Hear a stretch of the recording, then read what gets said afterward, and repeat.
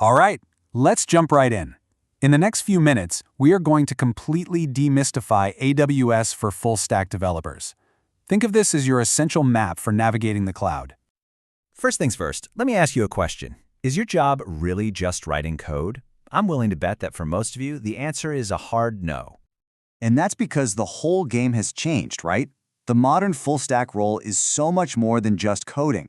We're expected to build, deploy, scale, and maintain entire applications. And this huge shift is exactly why cloud platforms have become absolutely essential to what we do.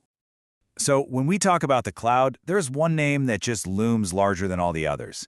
Let's get into why AWS is still king of the hill. Here it is, Amazon Web Services, or AWS. It is, without a doubt, the leader in the cloud market. But what's really important here isn't just its size, it's what that size means for you. Knowing AWS isn't just a nice-to-have, it's a critical skill for your career. So why are they so dominant? Well, it really boils down to a few key things. First, they had a pioneering start. They launched way before anyone else, which let them build this incredibly mature ecosystem. That led to massive industry adoption. I mean, everyone, from tiny startups to massive enterprises, is on it. And of course, that directly translates to way more job opportunities for developers like us. And finally, it's an all-in-one platform. It's got pretty much every service you could ever need, all under one roof. Okay, so AWS has hundreds of services. It can feel overwhelming. So where do you even begin? We're going to focus on your core AWS toolkit. These are the absolute essentials you've got to know. First up, EC2, which stands for Elastic Compute Cloud.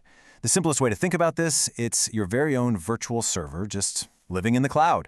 This is the foundation, the absolute workhorse where you're going to host your backend APIs and web servers.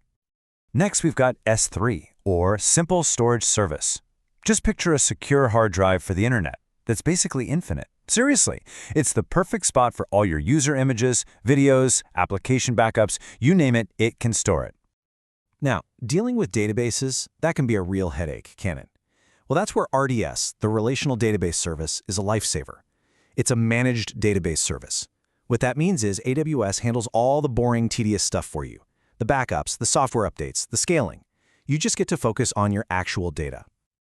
Now, let's talk about something that's absolutely critical, security. Meet IAM, Identity and Access Management. Think of IAM as the super strict security guard for all your cloud resources.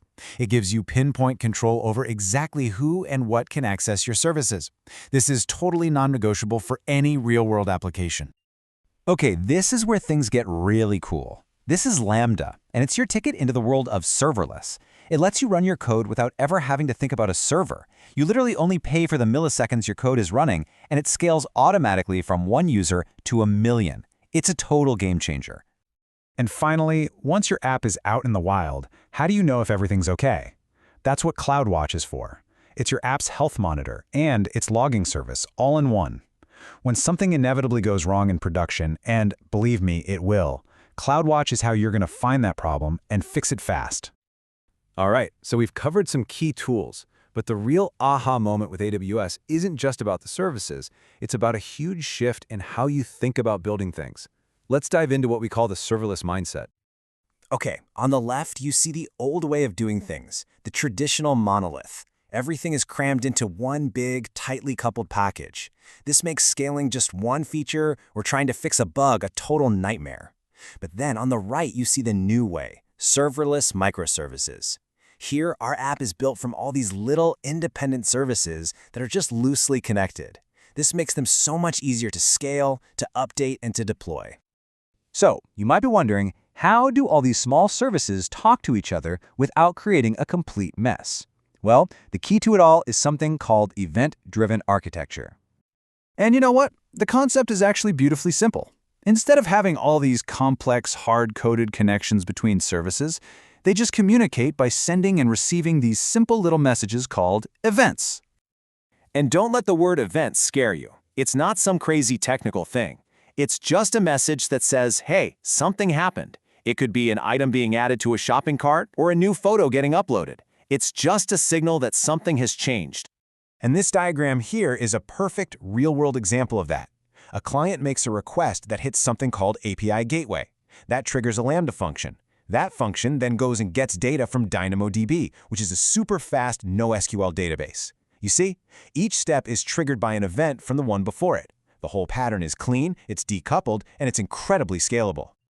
So what does all of this actually mean for you, the developer, day to day? Well, let's talk about your new developer superpowers. By really embracing this toolkit and this way of thinking, you get some pretty incredible advantages. You'll be able to build applications that are more robust and more scalable right from day one. You can deploy new features independently and way faster. You get to focus more of your time and energy on what you love, writing great code, and less time on managing infrastructure.